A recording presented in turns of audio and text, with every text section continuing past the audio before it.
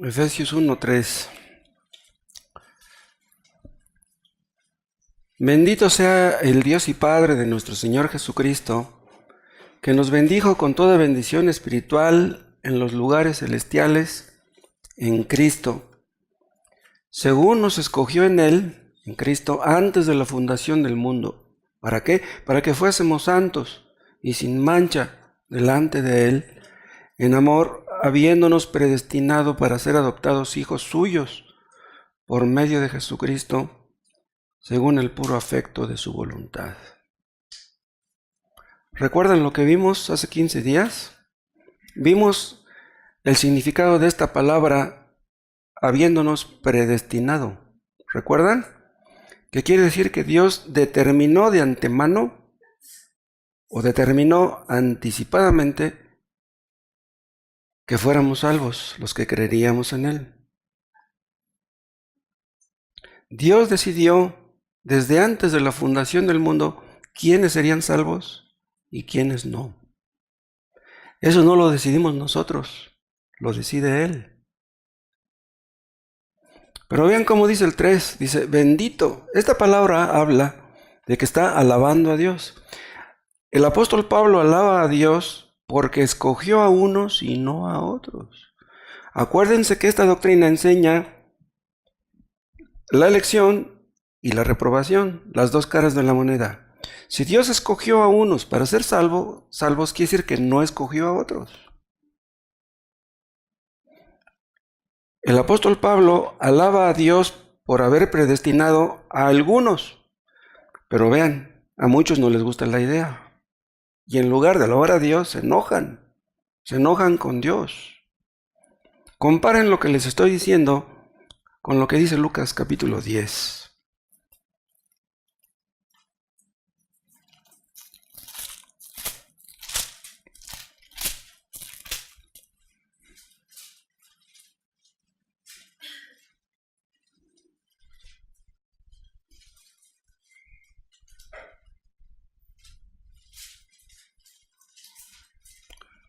Lucas 10:21. En aquella misma hora, Jesús se regocijó en el Espíritu y dijo, yo te alabo. Vean, es la misma palabra que acabamos de ver acerca del apóstol Pablo. Yo te alabo, oh Padre, Señor del cielo y de la tierra, porque escondiste estas cosas de los sabios y entendidos y las has revelado a los niños. Sí, Padre, porque así te agradó. Vean, Cristo alaba al Padre porque escondió las cosas de salvación a algunos. A algunos no les gusta eso, pero aquí dice claramente Cristo que el Padre escondió a algunos las cosas de la salvación. En otras palabras, ¿por qué se las escondió? Porque no quiso que fueran salvos. Si Dios quisiera que todos fueran salvos, Dios les revelaría la verdad a todos. Pero cuando Cristo dijo estas palabras, ya había millones en el infierno. A ellos no les fue revelado nada de esto. Dice al final del 21, y las has revelado a los niños. ¿Quiénes son los niños? Los humildes, los que reconocen su pobreza espiritual, los que se humillan delante de Dios. Ellos son los que reciben la revelación de lo que es la salvación, la necesidad de la salvación, los obstáculos a la salvación, las cosas relacionadas con el Salvador. Son cosas que Dios revela. Y no se las revela a todos. Hay personas que leen la Biblia a 20, 30, 40 años y nunca llegan a entender esto. Nunca llegan a ser salvos. Tan terrible es este asunto de la predestinación que muchos lo odian y niegan que sea escritural. Se resisten a analizar los textos que hablan del asunto. Hay muchos textos. Pero si ustedes son sinceros y si tienen sus dudas al respecto, no deben de cerrarse a la investigación. Si son sinceros realmente, vamos a analizar los textos. Esta doctrina de la predestinación nos enseña que el que tomó la decisión de que fuéramos salvos fue Él. Y esa decisión la tomó, ¿qué dice el apóstol Pablo? Antes de la fundación del mundo. Es lo que dice Efesios 1, el versículo 4. Según nos escogió en Él antes de la fundación del mundo, antes de que el mundo fuera hecho, y obviamente antes de que los hombres fueran creados, Dios determinó crear a los hombres, permitir que cayeran en pecado, y de una raza caída salvar a unos y no a otros. ¿Por qué tomó esa decisión? Dice el versículo 5, en amor. El amor es uno de los atributos divinos, porque Él quiso hacerlo, no porque lo amábamos nosotros a Él, sino porque Él nos amó. Y dice al final del 5, según el puro afecto de su voluntad. Y esto significa que nos predestinó para ser salvos porque Él quiso. No porque Él vio algo en nosotros, algo que fuera bueno o positivo. Escogió a los que serían salvos porque Él quiso. Todos somos pecadores, todos merecemos el infierno, pero Dios quiso que algunos fueran predestinados para salvación. Otra cosa, los nombres de los predestinados para ser salvos estaban escritos en el libro de la vida antes de que Dios creara a los hombres. Y eso lo pueden ver en Apocalipsis 13.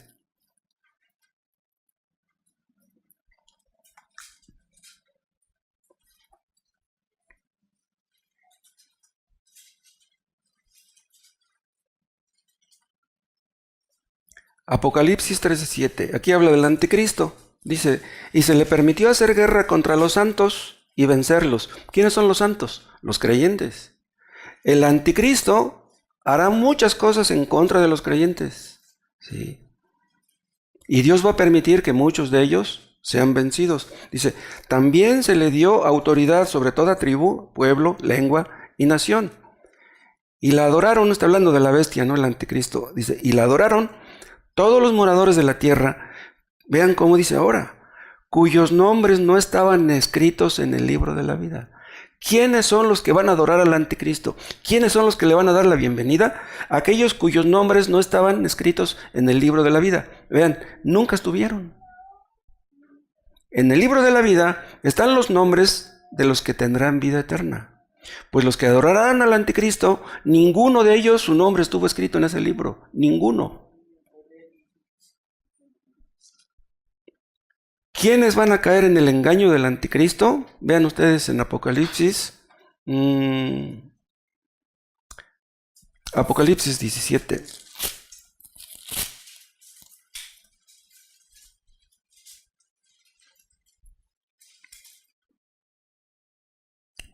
Apocalipsis 17:8. Aquí habla también del anticristo. La bestia que has visto, y era y no es, está para subir del abismo e ir a perdición. Y los moradores de la tierra, aquellos cuyos nombres, vean, no están escritos desde la fundación del mundo en el libro de la vida. O sea que este libro de la vida existe desde antes de la fundación del mundo. O sea, antes de crear el mundo, Dios ya conocía los nombres de los que iban a ir al cielo y de los que no iban a ir.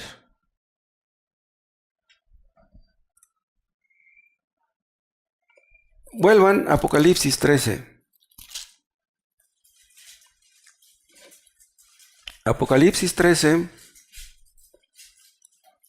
el versículo 8 ya lo leímos, léanlo de nuevo. Y la adoraron todos los moradores de la tierra cuyos nombres no estaban escritos en el libro de la vida del Cordero. Pero vean cómo dice ahora que fue inmolado desde el principio del mundo. ¿Qué quiere decir la palabra inmolado? Sacrificado. Cristo fue sacrificado desde el principio del mundo. ¿Cómo es eso? Significa que para Dios, Cristo ya estaba sacrificado. Cristo ya había tomado la decisión de quiénes iban a ser salvos y quiénes no. Y cómo proveer los medios necesarios para que los que fueran salvos lo fueran. En otras palabras, Cristo permitió que el hombre cayera en pecado. Permitió que esta raza cayera en el pecado. Entonces todos somos condenados. Pero en su mente infinita Dios planeó enviar a Cristo a morir en la cruz para salvar a unos y no a otros. Y eso lo decidió Dios desde el principio del mundo. Por eso dice aquí, el Cordero que fue inmolado desde el principio del mundo. Para Dios, la muerte de Cristo era un asunto ya hecho. Dios no hace las cosas como nosotros. Nosotros las planeamos, Voy a ir a tal lado y voy a ir a tal lugar y voy a comprar esto y voy a hacer aquello. Pero Dios no. En la mente infinita de Dios todo ya está hecho. Las cosas que acontecen en este mundo no le toman por sorpresa a Dios. Si una persona se convierte, ¿no sabía Cristo que se iba a convertir?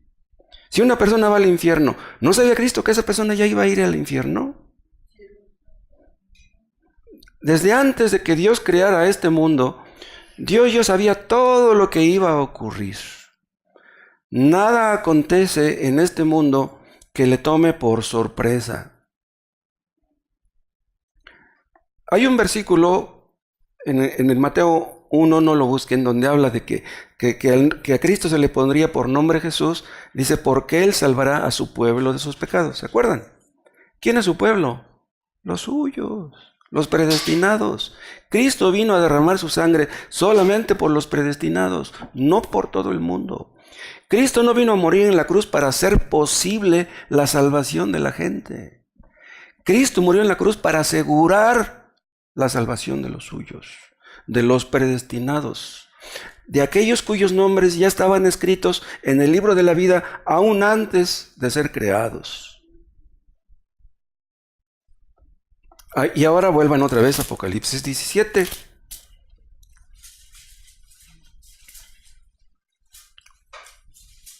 Otra vez lean el versículo 8. La bestia que has visto era y no es, y está para subir del abismo e ir a perdición, y los moradores de la tierra, aquellos cuyos nombres no están escritos desde la fundación del mundo en el libro de la vida, dice, se asombrarán viendo la bestia que era, no es y será.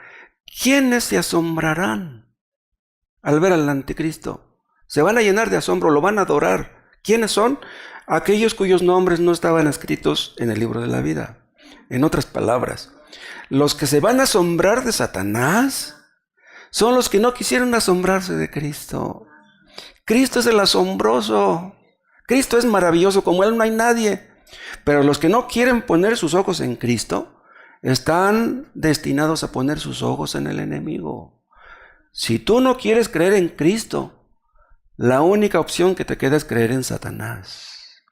Si tú no quieres amar a Cristo, entonces quiere decir que tu corazón se inclina hacia Satanás. Y cuando el anticristo aparezca, caerás en las garras de millones de personas que harán lo mismo.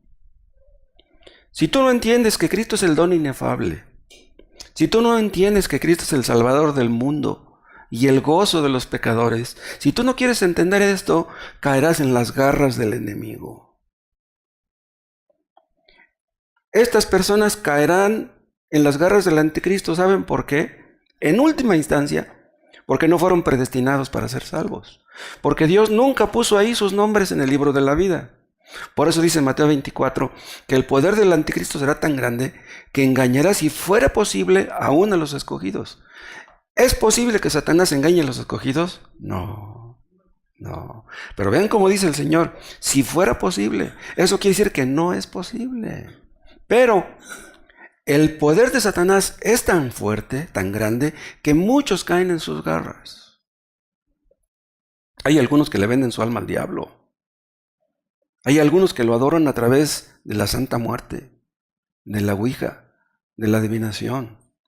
Todos los que se meten en eso están sellando su condenación. No estoy diciendo que no puedan ser salvos, pero si tú te estás alejando de Cristo, te alejas de la verdad y te acercas a la mentira, va a llegar el momento en que Dios te diga, ¿no quieres nada conmigo? Yo no quiero nada contigo. Dios ya sabía todo lo que ocurriría. Los creyentes verdaderos no pueden caer en las garras del anticristo. ¿Saben por qué? Porque tienen la unción del santo. Es lo que dice Juan. Tienen la unción del santo y no tienen necesidad que alguien les diga cuál es una doctrina falsa. Los creyentes verdaderos tienen una especie de sexto sentido espiritual y saben discernir cuando un predicador está diciendo mentiras o cuando está diciendo la verdad.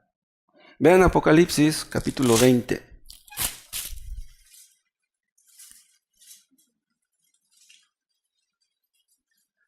Apocalipsis 20, versículo 14. Y la muerte y el Hades fueron lanzados al lago de fuego. Esta es la muerte segunda. Y el que no se halló inscrito en el libro de la vida fue lanzado ¿a dónde? Al lago de fuego. ¿Quiénes serán lanzados al lago de fuego?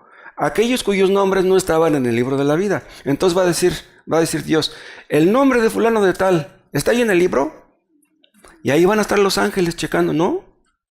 Aquí no está ese nombre.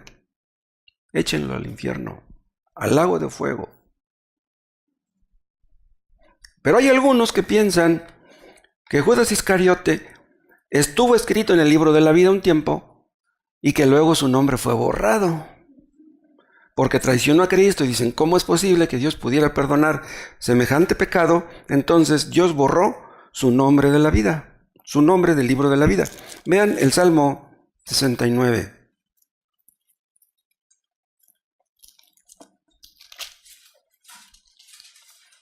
El Salmo 69 es uno de los llamados salmos mesiánicos. Los salmos mesiánicos hablan de los sufrimientos de David y del que estaba detrás de David, que es el hijo de David. ¿Sí? Los sufrimientos de David prefiguraban los sufrimientos que tendría su hijo, o sea, Cristo. Cristo es el hijo de David. Entonces, cuando ustedes lean esos salmos mesiánicos, le pueden aplicar los versículos a David, se los pueden aplicar al hijo de David. Vean el Salmo 69 y vean el versículo 28. Sean raídos del libro de los vivientes. Vean, el libro de los vivientes. ¿Cuál es ese libro? Es el libro que estamos viendo en Apocalipsis, el libro de la vida. Dice, sean raídos. ¿Qué quiere decir raídos? Quiere decir borrados. Ah, caray. Entonces, los nombres de los que están escritos en el libro de la vida pueden ser borrados. Dice, otra vez el 28, sean raídos del libro de los vivientes y no sean escritos entre los justos. Vean, no sean escritos. Vean ustedes cómo es Cristo el que está hablando. No vayan ustedes a pensar que estoy inventando. Vean, por ejemplo, el versículo 8, 69:8. Extraño he sido para mis hermanos y desconocido para los hijos de mi madre. Esto lo dijo Cristo. Sus hermanos no creían en él. ¿Sí? Ahora dice el 9, porque me consumió el celo de tu casa. Esto lo dijo Jesús. Estas palabras las dijo Jesús literalmente. ¿Cuándo fue? Cuando tomó el azote y echó fuera a los mercaderes del templo.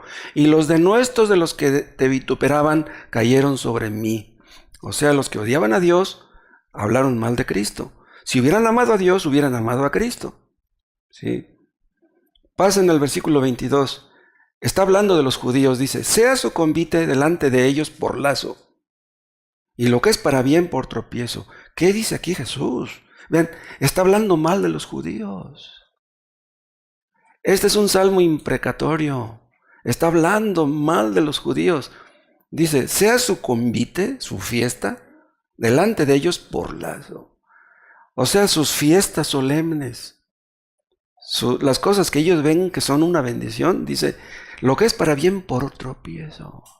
Las cosas que los judíos tenían por sublimes, delante de Dios eran abominación. Ven 23, se han oscurecido sus ojos para que no vean, y haz temblar continuamente sus lomos. Esto es lo que dice Pablo en Romanos 11. Vean, se han oscurecido sus ojos para que no vean. Esta es una oración que está haciendo Cristo. ¿Y cuándo se cumplió esto? Con los miles y miles que nunca creyeron en Cristo. Vean, miles de personas vieron a Jesús hacer milagros y no creyeron en Él.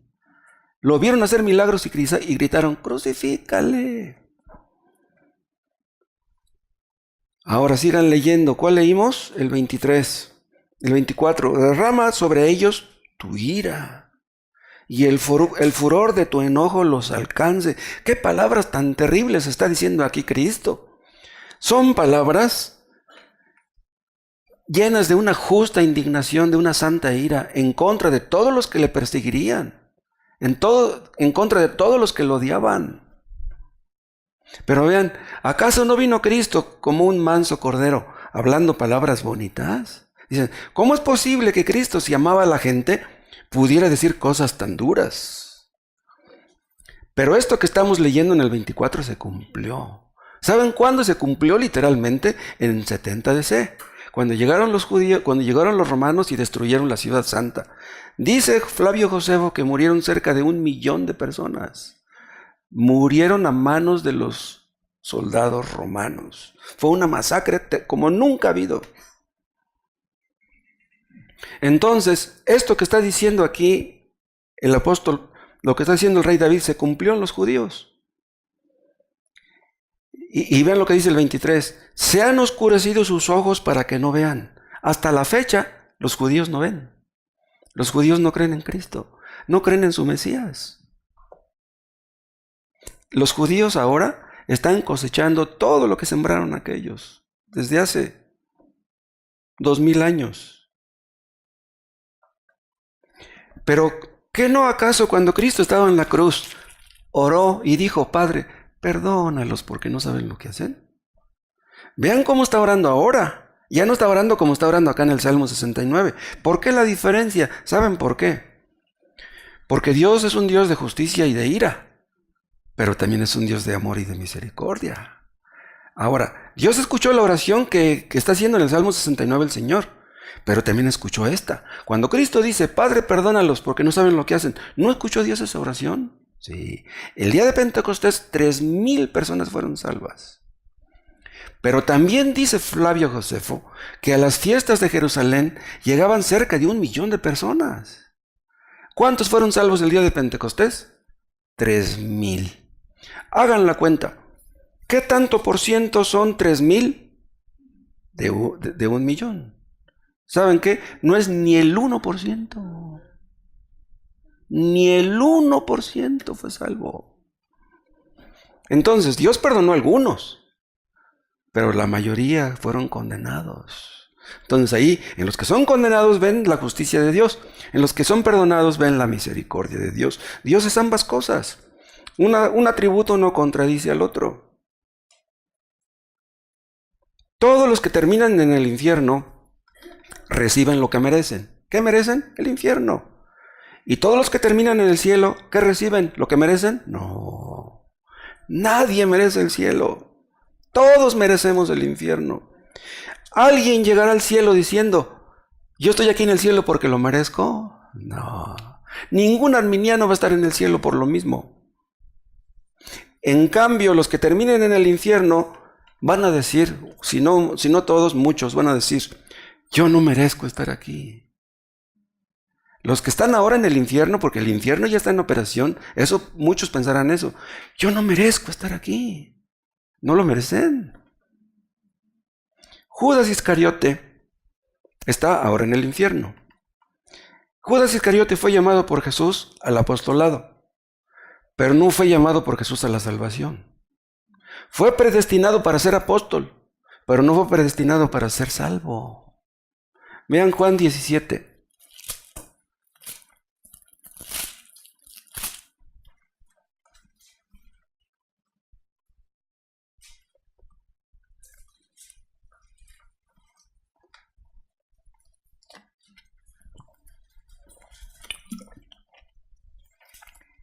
Juan 17:12, dice Jesús, cuando estaba con ellos en el mundo, esta es la oración sumo sacerdotal, está hablando en tiempo pasado, ¿sí? Como algo que ya ocurrió, dice, cuando estaba con ellos en el mundo, no, estaba en ese momento con ellos, pero hagan de cuenta que es como si estuviera en el cielo, y está hablando de algo que ya ocurrió. Cuando estaba con ellos en el mundo, yo los guardaba en tu nombre, a los que me diste yo los guardé, y ninguno de ellos se perdió, sino el hijo de perdición para que la escritura se cumpliese. ¿Quién es el hijo de perdición? Es Judas Iscariote. ¿Por qué se perdió? Porque era el hijo de perdición. No era el hijo de la salvación, era el hijo de la perdición. Ahora vean de nuevo el texto. Cuando estaba con ellos en el mundo, yo los guardaba en tu nombre. ¿Qué quiere decir guardaba? Quiere decir, yo los protegía. ¿En qué sentido Jesús protegía a los apóstoles? ¿Saben cómo? Orando por ellos. Ahora Cristo está en el cielo intercediendo por los creyentes. Pero cuando estaba en la tierra, Él intercedía también por los apóstoles. Y es por eso que ninguno se perdió. Ah, pero se perdió uno. ¿Quién? El que tenía que perderse. ¿Quién es el que tenía que perderse? Judas Iscariote.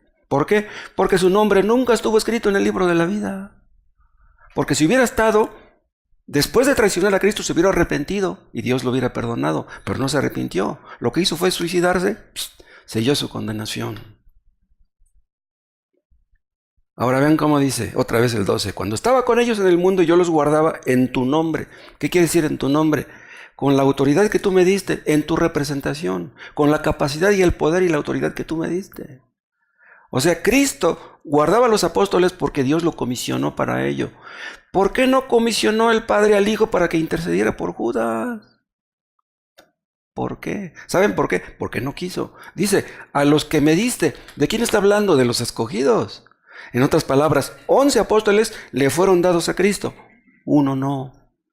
Ahora, dice, el hijo de perdición para que la escritura se cumpliese. Esta frase, el hijo de perdición, solamente se menciona en el Nuevo Testamento 2 veces. Esta y otra que está, ¿en dónde? En 2 de Tesalonicenses 2, vean.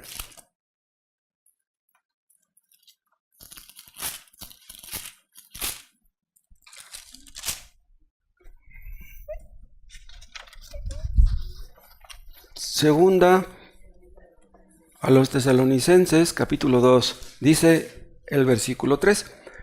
Nadie os engañe en ninguna manera, porque no vendrá, está hablando del día del Señor, ¿no? De la segunda venida de Cristo, dice, porque no vendrá sin que antes venga la apostasía. Antes de que Cristo venga por segunda vez, habrá una apostasía generalizada, una apostasía a nivel mundial. Cristo será rechazado. Sí. Dice, y se manifieste el hombre de pecado, ¿quién? El hijo de perdición. Vean, el mismo título que se le da al anticristo, se le da a Judas Iscariote. ¿Cómo ven? Esta apostasía de la que habla Pablo aquí será una apostasía instigada por el anticristo. ¿Qué hará el anticristo? El anticristo se va a oponer a toda religión. Él querrá ser el único adorado. Satanás siempre soñó con ser adorado.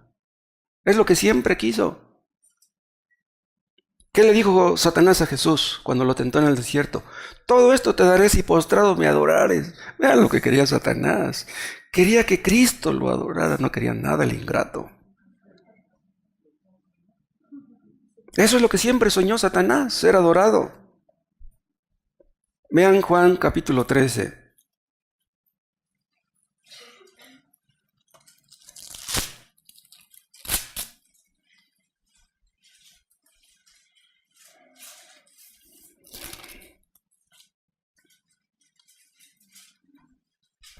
Juan 13, 21. Habiendo dicho Jesús esto, se conmovió en el espíritu y declaró y dijo, de cierto os digo, que uno de vosotros me va a entregar. Ven, ya estaba cercana su traición, su muerte. Ya se los había dicho antes, que él iba a morir en la cruz, pero no les caía el 20. Dice, uno de vosotros me va a entregar. Entonces los discípulos se miraban unos a otros dudando de quién hablaba. Y uno de sus discípulos, al cual Jesús amaba, estaba recostado al lado de Jesús. A este pues hizo señas Simón Pedro para que preguntase quién era aquel de quien hablaba. Él entonces, recostado cerca del pecho, le dijo, Señor, ¿quién es? Respondió Jesús, a quien yo diera el pan mojado, aquel es. Y mojando el pan, lo dio a Judas Iscariote, hijo de Simón. Entonces entendió Pedro, que Judas Iscariote era el hijo de perdición. Ahora vea el 27. Y después del bocado, Satanás entró en él. ¿En quién? En Judas Iscariote. Satanás entrará en el anticristo. ¿Qué será el anticristo? Un hombre. Un hombre en quien entrará Satanás y se convertirá entonces el hijo de perdición. Satanás entró en Judas Iscariote y él fue el hijo de perdición. ¿Cómo ven? Entonces, tanto Satanás como Judas Iscariote son hijos de perdición. ¿Hay perdón para los pecados de Satanás? No. ¿Es posible que Satanás pueda ir al cielo un día? Es imposible. ¿Es posible que una persona que no es predestinada para ser salva pueda terminar en el cielo? Es imposible. Si tu nombre no está en el libro de la vida, tú no irás al cielo nunca. Pero hay algunos ingenuos que creen que el día del juicio Dios aún va a perdonar al diablo. Dicen algunos, bueno, si es cierta la doctrina de la predestinación, y si mi nombre no estaba escrito en el libro de la vida, entonces ¿para qué busco mi salvación? ¿Qué le vamos a decir a esas personas? Mira, nosotros no sabemos si tu nombre está escrito en el libro de la vida, ni tú tampoco. Lo que tú tienes que hacer es buscar a Dios. Esa es tu obligación, es la obligación de todos. No hay nada en el mundo que sea más importante que buscar a Dios. Si tú no buscas la salvación es que no te importa. Si tú no quieres nada con Dios, Él no quiere nada contigo. Si tú no quieres nada, si tú tienes una Biblia en tu casa y no la lees, ¿cómo vas a ser salvo? Si tienes una iglesia cristiana donde te invitan, está cerca de tu casa y no vas, ¿cómo vas a ser salvo? Si tú no quieres ser salvo, Dios no te va a salvar. No te va a salvar a fuerza, no te va a llevar al cielo jalándote de los cabellos. Si tú no quieres ser salvo, tú nunca lo vas a hacer. Vimos hace 15 días que algunos dicen que esta doctrina niega que tengamos que esforzarnos, niega la obligación que tenemos de esforzarnos. Pero eso no es cierto, es al revés. El hecho de que Dios haya predestinado a algunos para ser salvos, eso debe darnos temor. Y de buscar la salvación con toda nuestra alma. Si ustedes creen que la vida eterna existe, que la vida eterna vale algo, ¿por qué no la buscan? Si ustedes buscan a Dios a veces y a veces no, a veces leen la Biblia, a veces no, a veces van al culto, a veces no, ¿cómo van a ser salvos? Nunca lo van a hacer. Si ustedes son capaces de decir, bueno, yo no sé si sea predestinado, pero quiero serlo. Si tú quieres ser predestinado, tú lo serás. Es lo que dice la palabra de Dios. Acuérdense que vimos que si Dios predestina a una persona para que sea salva, ha predestinado también los medios para que lo sea. Y dimos el ejemplo del agricultor. Si Dios ha predestinado que un agricultor coseche, ha predestinado que siembre. ¿Es posible que un agricultor coseche sin haber sembrado? Es imposible. Si tú no buscas la salvación, tú no vas a ser salvo. Pero alguien dirá, bueno, pero si Dios no me predestinó para ser salvo, ¿qué caso tiene que busque mi salvación? Tú no pienses si Dios te predestinó, no. Tú busca a Dios, es tu obligación. Algunas personas me han llegado a preguntar, hermano, ¿usted cómo me ve? ¿Usted cree que yo sea salvo? ¿Qué les voy a decir? Oye, pues yo cómo puedo saberlo, pues yo no conozco tu corazón. El único que lo sabe es Dios. Vamos a suponer que una persona duda de su salvación y me pregunta a mí, hermano, ¿usted cree que yo soy salvo? Y que yo le dijera sí. ¿Y si no lo es? Si yo le digo que es salvo a una persona que no lo es, le hago mucho daño. ¿Cómo le voy a decir que es salva? ¿Cómo le voy a asegurar que lo es salva? Puede decir a esa persona, no, el pastor me dijo que soy salvo, entonces de seguro que es... No. Tú no confíes en lo que te diga el pastor. Tú busca a Dios y que Dios te dé esa seguridad. Tú no te bases en seguridades humanas. Yo lo que le puedo decir a una persona que me hace esa pregunta es esto. Mira, si tú buscas a Dios de todo corazón, lo encuentras. El que busca halla, el que pide recibe, al que llama se le abre. Él ha dicho, el que viene a mí no le echo fuera, Él no te rechazará. Si te arrepientes de todo tu corazón, Él te perdona. Aunque tus pecados fueran rojos como la grana, Él te va a perdonar. Pero si no te arrepientes, no te va a perdonar. Tan cierta es una cosa como la otra. Una persona que tiene una Biblia en casa, pero que está lleno de prejuicios en contra de ella, ¿la lee con prejuicios? Lee 2, 3 versículos. Yo no quiero leer este libro, lo bota. ¿Cómo va a ser salva esa persona? Hay personas que hablan mal de la Biblia, nunca la han leído, leyeron 2, 3 versículos y ya dicen que ya la leyeron. Si tú no quieres ser salvo, Dios no te va a dar lo que tú no quieras. Vean Mateo 11.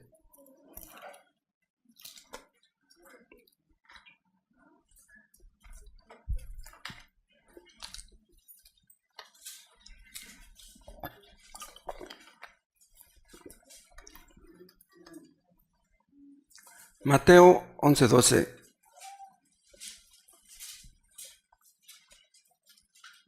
Desde los días de Juan el Bautista hasta ahora, ¿qué tiempo había pasado? Pues hacía poco que había muerto Juan el Bautista, ¿no? El reino de los cielos sufre violencia y los violentos lo arrebatan. ¿Por qué dice desde los días de Juan el Bautista? Porque antes de Juan el Bautista el reino no era conocido realmente. Los judíos tenían una noción equivocada del reino. Pero Juan el Bautista vino a predicar lo que es el reino. Arrepentíos porque el reino de los cielos se ha acercado. ¿Quién instituyó el reino? Bueno, primero el precursor fue Juan y luego apareció Jesús en escena. Sigan leyendo el 12. Desde los días de Juan el Bautista hasta ahora, el reino de los cielos sufre violencia. Ven, esta palabra es muy difícil de entender. ¿Qué quiere decir eso? Que sufre violencia. Hay algunos que lo han traducido que el reino de los cielos es el que ejerce violencia sobre los hombres. Pero no dice eso. Dice, el reino de los cielos sufre violencia. O sea que parece dar a entender que el reino es el que sufre porque la gente quiere entrar al reino. O sea que la gente hace violencia en contra del reino para querer entrar. Y vean cómo dice después, y los violentos lo arrebatan. Vean, la palabra violentos en el griego quiere decir valientes o esforzados. O sea, ¿quiénes son los que reciben el reino? ¿Quiénes entran en el reino? Los que son esforzados y valientes. Si tú no valoras el reino, si tú no valoras la salvación, tú no lo vas a buscar. Si ustedes supieran que van a recibir una herencia digamos de unos 100 millones de pesos, y tendrías que presentarte con el notario tal día, a tal hora, para la lectura del testamento, ¿no irías? ¿No estarías puntualmente ahí? Yo creo que te irías desde un día antes, para por si las dudas. Pero ¿qué tanto son 100 millones en comparación con la vida eterna? Si tú no valoras la vida eterna, tú no vas a mover ni un dedo para conseguirla. Si tú dudas que exista tal cosa como la vida eterna, tú no te vas a esforzar por ella. Pero dice aquí que los que entran en el reino son los que lo arrebatan. ¿Qué cosa es arrebatar? Tú arrebatas algo que no quieren darte. Tú arrebatas algo que quieres pero que no te quieren dar. Si tú crees que Dios no te quiere dar la salvación, arrebátala. Arrebátasela a Dios. Aunque parezca como que no te la quiere dar, quítasela de las manos. Tú debes estar consciente que no hay nada más importante que la vida eterna. Pero, si tú dices, no, pues en lugar de leer la Biblia, mejor voy a ver la tele. En lugar de ir al culto, me voy al estadio a ver el partido. Mejor me voy de compras, mejor me voy al cine. ¿Cómo vas a ser salvo? Si no te importa la vida eterna, Dios no te la va a dar. La entrada al reino exige un esfuerzo sincero, sostenido, perseverante. Díganme, ¿los hombres no se esfuerzan por cosas que consideran valiosas? Por ejemplo, hay padres que consideran que es valioso darles un estudio a sus hijos, un título, que tengan una carrera. Hay personas que se esfuerzan al punto de endeudarse. Le voy a comprar a mi hijo su uniforme, voy a tener que pedir prestado, pues no tengo dinero para alimentar a sus hijos. Hay padres que se esfuerzan. Hay padres que tienen 2 trabajos, que trabajan desde temprano hasta la noche para sacar adelante a sus hijos. ¿Te esfuerzas en sacar adelante a tus hijos y no te esfuerzas en buscar a Dios? ¿Te importan tus hijos y la salvación no te importa? Si te importan tus hijos nada más, tanto tú como tus hijos perecerán. Si tú quieres que a Dios le importen tus hijos y Dios no te importa a ti, a Dios tampoco le importan tus hijos.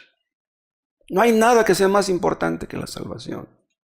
Hay personas que se abstienen de mucho con tal de ganar un título mundial, una medalla de oro, un campeonato nacional. Se abstienen de comidas, de grasas, de picantes, se abstienen de mujeres, se concentran, se dedican a estar fuertes para saberse defender. ¿Qué buscan? La gloria terrenal. Si tú vas a buscar a Dios, tienes que esforzarte más que ellos. Pero tus esfuerzos no te dan la salvación. La salvación es por gracia. No pienses que por tus esfuerzos te vas a ganar la salvación. La salvación la regala Dios. No, Dios me tiene que dar la salvación porque yo leo la Biblia 2 horas al día. No, Dios no está obligado a darte la salvación ni a ti ni a nadie. Esas personas que yo les digo se esfuerzan por todo, pero por lo más importante no lo hacen. Te pones a llorar porque no tienes dinero. Te pones a llorar porque no tienes pareja. Te pones a llorar porque estás enfermo. ¿Y no te pones a llorar por tus pecados? ¿No te pones a llorar porque vas rumbo al infierno? Hay personas que se dedican toda su vida a trabajar, a construir, a comprar, a darles algo a sus hijos. Y lo más importante, a Dios, lo dejan hasta el último. Ya cuando ya esté de 90 años, entonces voy a buscar a Dios. No, entonces ya no lo vas a encontrar. Bueno, Dios quiere que lo encuentres y llegas. Arrebatar el reino quiere decir que tú quieres la salvación a costa de lo que sea. A veces parece como que Dios no quiere darnos la salvación. A veces parece como que Dios no escucha nuestra oración. A veces parece como que a Dios no le importamos. ¿Pero es posible que a Dios no le importemos? Si Él nos creó, si somos sus criaturas, ¿cómo no le vamos a importar? ¿Saben por qué a veces parece como que Dios no quiere darnos la salvación? Para que la valoremos, para que la deseemos con todo nuestro corazón. Y cuando tú la deseas con todo tu corazón, es tuya. Si tú buscas la salvación como lo más importante, como que en ello te va la vida, Él te la dará. Imagínense que un hombre dijera, no, si Dios quiere darme la salvación, pues que me la dé. No, así no son las cosas. Dios en su soberanía le da la salvación a quien Él quiere. Desde el punto de vista de Dios, desde el punto de vista de su soberanía, Él salva a quien quiere. Pero desde el punto de vista de la responsabilidad humana, Dios le da la salvación a quien la quiere. ¿Quieres ser salvo de todo corazón? La salvación es gratis. Hay algunos que leen Juan 6:44 y se desaniman. ¿Se acuerdan de ese famoso texto? A lo mejor algunos ni lo conocen, pero véanlo. Juan 6:44.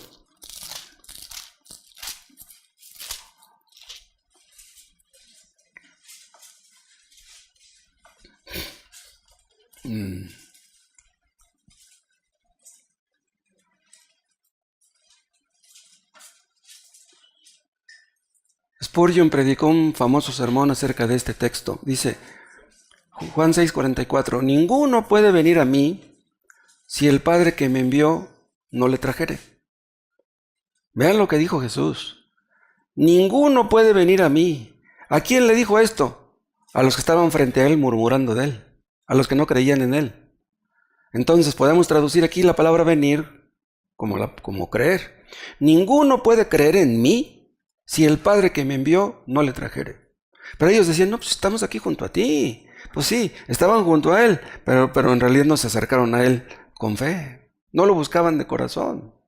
El hecho de que ustedes vengan aquí al culto no quiere decir que vengan a buscar a Dios. ¿Sí? Pero si ustedes vienen a buscarlo, lo encuentran, se los aseguro. Si lo buscan de todo corazón, no se los aseguro, se los juro. En el nombre de Dios les juro que ustedes lo encuentran. Dice, ninguno puede venir a mí si el Padre que me envió no le trajere. Pero alguno puede decir, no, si yo no he creído en Cristo, si yo no he ido a Cristo, es porque el Padre no me ha llevado. No le dices la culpa a Dios. Si tú no buscas a Dios es porque no has querido. No es que Dios quiere que tú no le busques o que no le encuentres. Si tú no eres salvo es porque tú no has querido. ¿Pensabas tú que la salvación era muy fácil? Entonces, ¿por qué no eres salvo? Si fuera tan fácil, ya lo hubieras hecho. Muchos piensan que la salvación depende de ellos. Bueno, si depende de ti, entonces ¿por qué no eres salvo?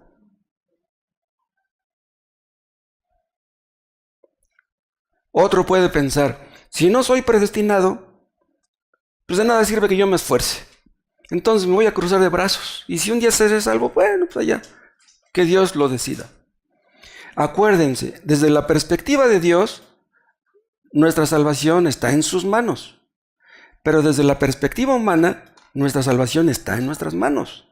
En ese sentido, Amado Nervo tenía razón, que el hombre es el arquitecto de su propio destino. Humanamente hablando, así es. Hay personas que dicen, yo le voy a echar muchas ganas y voy a hacerme rico. Hay personas que se deciden a toda costa hacerse ricos y lo logran.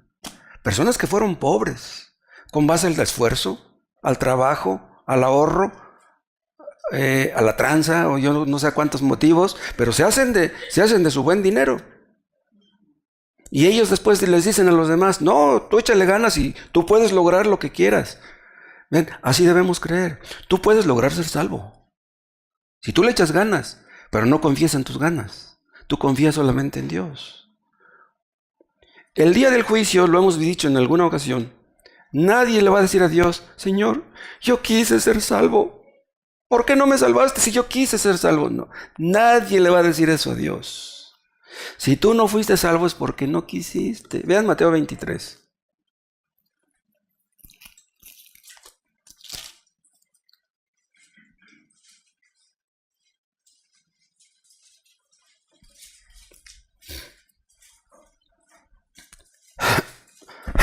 Mateo 23, 37. Habla Jesús. Jerusalén, Jerusalén, que matas a los profetas y apedreas a los que te son enviados. ¿Cuántas veces quise juntar a tus hijos como la gallina junta sus polluelos debajo de sus alas? Dice, y no quisiste. ¿Ven lo que dice? Yo quise, tú no quisiste. Y no quiso una vez, dice, ¿cuántas veces quise? Pero tú no quisiste.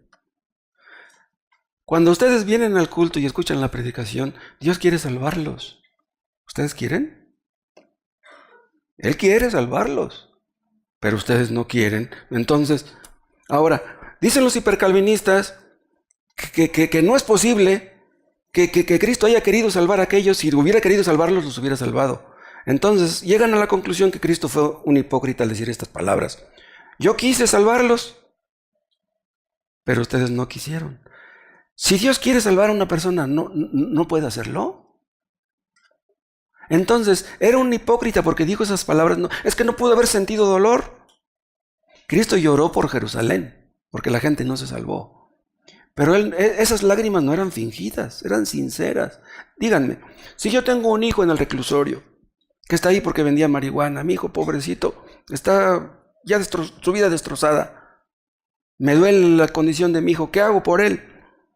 Y yo en mi cuarto lloro por mi hijo. Y yo espero que un día salga del reclusorio y que se porte bien y que me obedezca, que se sujete a sus padres y que termine bien. Díganme, si yo lloro por mi hijo, ¿mis lágrimas son fingidas? ¿Son hipócritas? No, yo quiero el bien de mi hijo. Pues si Cristo lloró por Jerusalén, es que le dolía la salvación de las almas.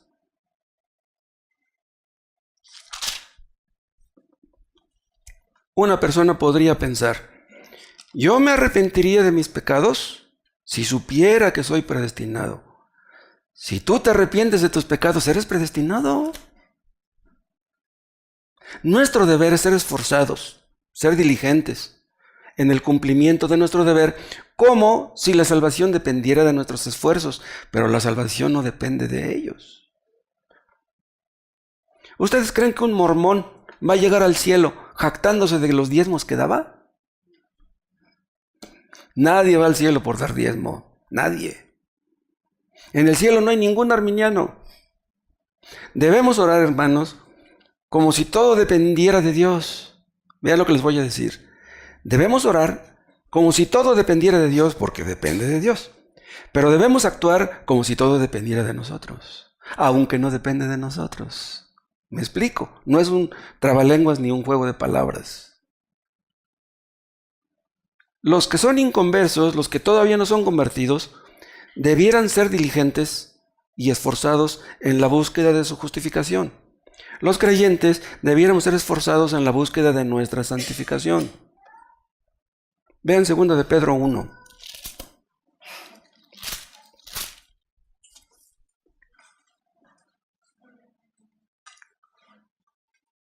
Pedro, acuérdense, se dirige a creyentes, ¿sí? No se dirige a inconversos. Es una carta para los creyentes que están siendo perseguidos. Segunda de Pedro, capítulo 1,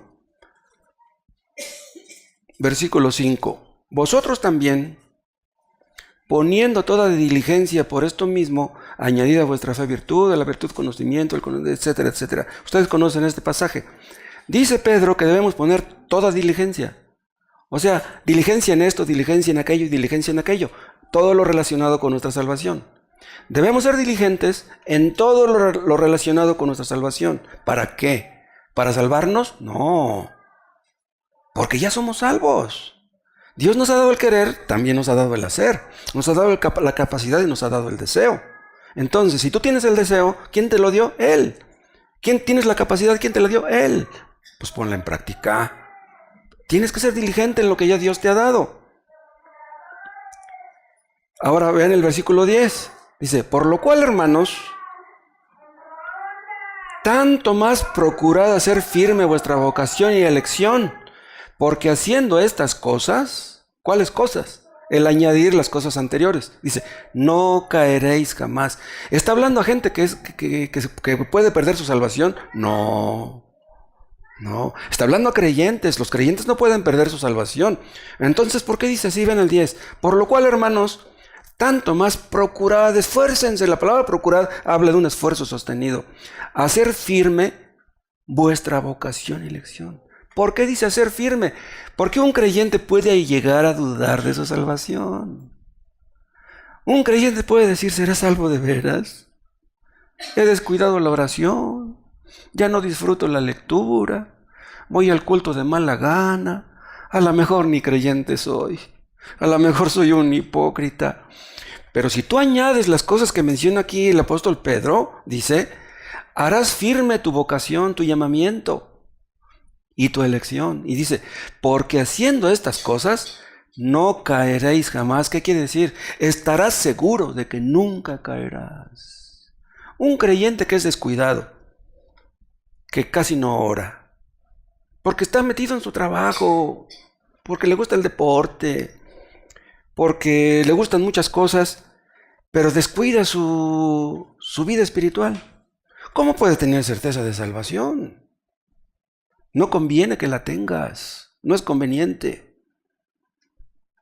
Un creyente que ora muy superficialmente, 2-3 minutos. Señor, te ruego por mis hijos, bendícelos, amén. Eso no es oración. ¿Te importan tus hijos nomás? No. Tú debes orar por los perdidos, debes orar por el reino, debes orar por la salvación de tantos que te rodean que no son convertidos y que van a ir al infierno sin Cristo. Si tú nada más te preocupas por tu pequeño mundo, por tu reducido mundo, ¿cómo puedes tener seguridad de salvación? Hay muchos creyentes que no tienen certeza de salvación.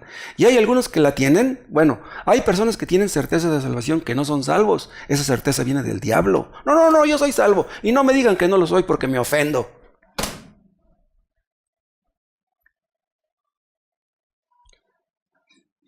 La doctrina de la predestinación no tiene el propósito de hacernos indolentes ni negligentes, sino todo lo contrario.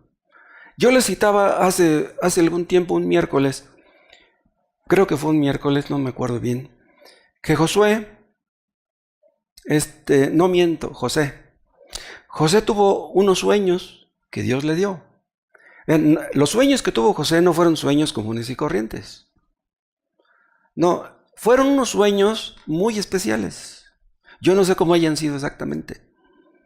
Pero a través de esos sueños, Dios le dio a José la conciencia de ser un predestinado. Él sabía que era un predestinado, que él estaba destinado para grandes cosas. Cuando sus hermanos lo echaron en el pozo, le dio miedo. Había dicho, aquí me va a devorar un animal. Pero de todos modos su fe fue creciendo poco a poco, lo sacaron de ahí, sus hermanos, lo vendieron a los mercaderes, llegó a la casa de Potifar, rechazó las insinuaciones de la esposa de Potifar. ¿Saben por qué las rechazó? Porque él sabía que era un predestinado. Por eso.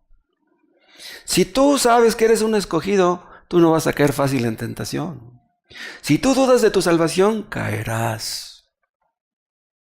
Si tú sabes que eres predestinado, aprenderás a ser misericordioso, porque si Dios ha tenido misericordia de ti, tú tendrás misericordia de otros. y no serás tan estricto con otros. Si tú sabes que eres predestinado, no puedes ser rencoroso, porque si tú sabes que Dios te ha perdonado tanto a ti, ¿no puedes perdonar un poco a los demás? Si tú sabes que eres predestinado, vas a aprender a estar contento con lo que tengas, aunque sea poquito. ¿Por qué? Porque aunque tengas puros frijoles, dirás, ni estos frijoles merezco. Gracias, Señor, por estos frijolitos. Lo que merezco es el infierno. Estarás contento con tus frijolitos. Si tú sabes que eres predestinado, enfrentarás la muerte con alegría, como pasó con los mártires. Existen inconversos, yo les mencionaba también la otra vez. Vean, existen inconversos que creen que han sido llamados para grandes cosas. Gente esforzada, gente muy luchona, gente que tiene mucha confianza en sí misma, gente que tiene mucha fuerza de voluntad. Y ellos son los que dicen, tú puedes obtener lo que tú quieras. De lo que tú te propongas lo puedes conseguir. Vean, en un sentido tienen razón, en un sentido. Una persona que se siente llamada para grandes cosas, actuará con determinación, con energía, con confianza, y no se va a desanimar fácilmente. Pero si tú tienes dudas, si tú tienes temor, si estás confundido, no sabrás ni qué hacer. Les conté el caso de Henry Ford cuando se le incendió su fábrica, ¿se acuerdan? Henry Ford tenía una fábrica muy grande de la Ford y se le incendió.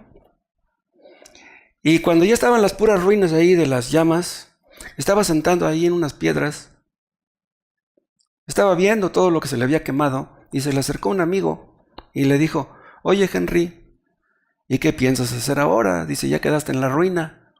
¿Y qué creen que le contestó Henry Ford? Dice, ¿sabes una cosa? Dice, me voy a levantar de esta y voy a construir una fábrica más grande que la que se me quemó.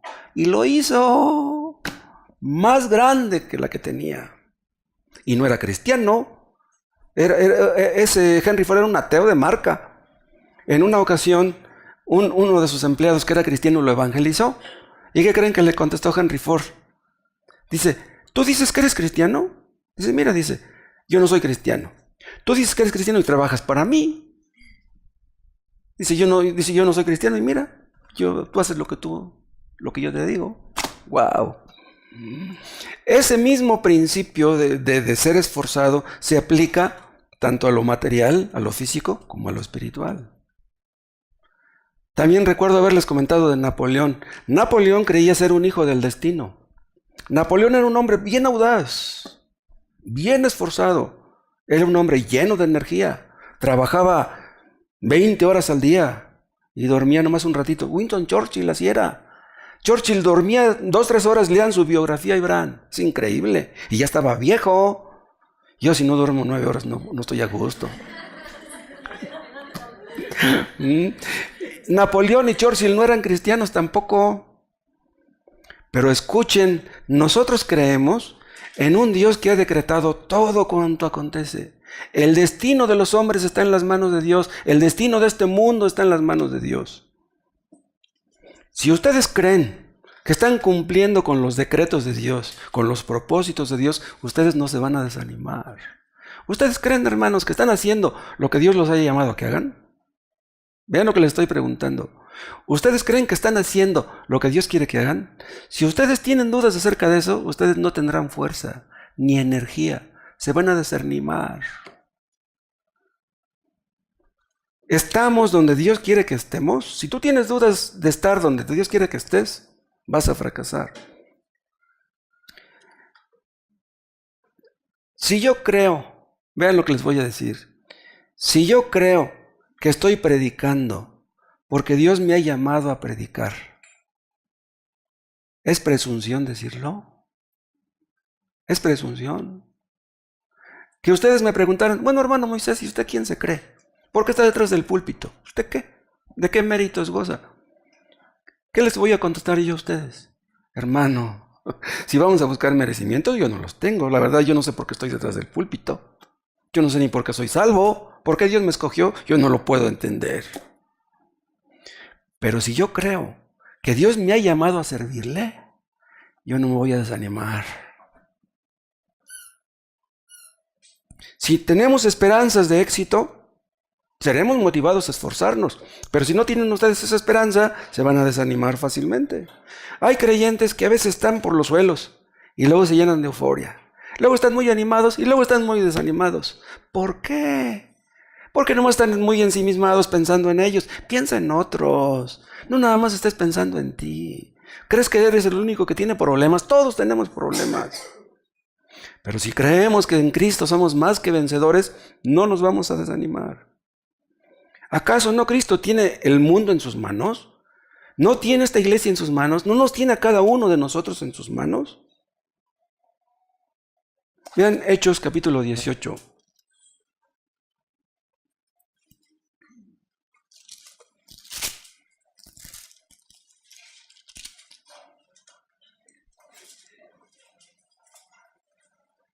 El apóstol Pablo estaba en Corinto y vean lo que le dice en Hechos 18:9. Hechos 18:9. Entonces el Señor dijo a Pablo en visión de noche: no temas, sino habla y no calles, porque yo estoy contigo y ninguno pondrá sobre ti la mano para hacerte mal, porque yo tengo mucho pueblo en esta ciudad. Vean lo que Dios le dijo a Pablo. Yo tengo mucho pueblo aquí en Corinto. ¿Le dijo cuántos tenía? No. Nada más le dijo, yo tengo mucho pueblo. ¿Quiénes son quién es ese mucho pueblo? Los predestinados, los escogidos. Dice, no tengas miedo, échale ganas. Vean, a nosotros nadie nos ha dicho que Dios tenga mucho pueblo en Ciudad Neza. No sabemos si tiene mucho, pero ¿qué importa que no nos lo diga? Debemos creer que tiene pueblo. No sabemos cuánto, debemos echarle ganas y que Dios haga lo que quiera. Puede salvar a miles, puede salvar a cientos, lo que Él quiera.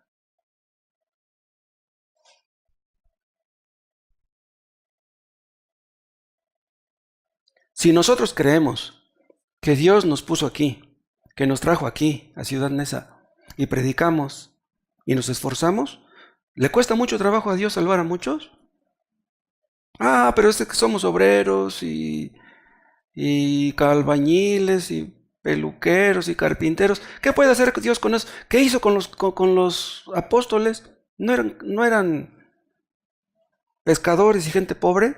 ¿No puede Dios usarnos a nosotros? Si creemos que Dios está con nosotros y nos esforzamos, podemos ver grandes cosas, porque Cristo lo merece. Y si los que nos rodean son ignorantes en cuanto a su situación, ellos van a ser descuidados. Ellos van a ser descuidados, indolentes, pero si les predicamos el Evangelio, Dios puede iluminarlos para que vean que están en peligro. Si ustedes no son cristianos, están en peligro. Si ustedes no han creído en Cristo, ustedes están en peligro. Si ustedes no obedecen a Cristo, van rumbo al infierno. Si ustedes no son salvos, están en peligro. Y si ustedes no buscan, si ustedes no entienden eso, que están en peligro, ¿cómo van a buscar la salvación? Por eso debemos predicar la ley, porque la ley hace ver a los hombres que están en peligro. Vean Mateo 26.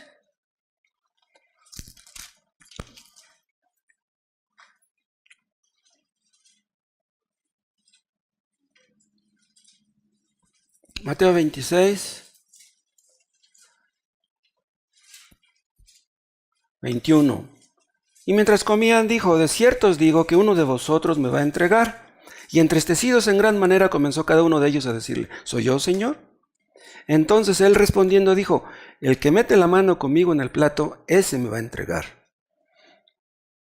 Y vean lo que dice el 24. A la verdad, el Hijo del Hombre va según está escrito de él. ¿A dónde va? A la muerte. Estaba escrito. Dice, mas ay de aquel hombre por quien el Hijo del Hombre es entregado.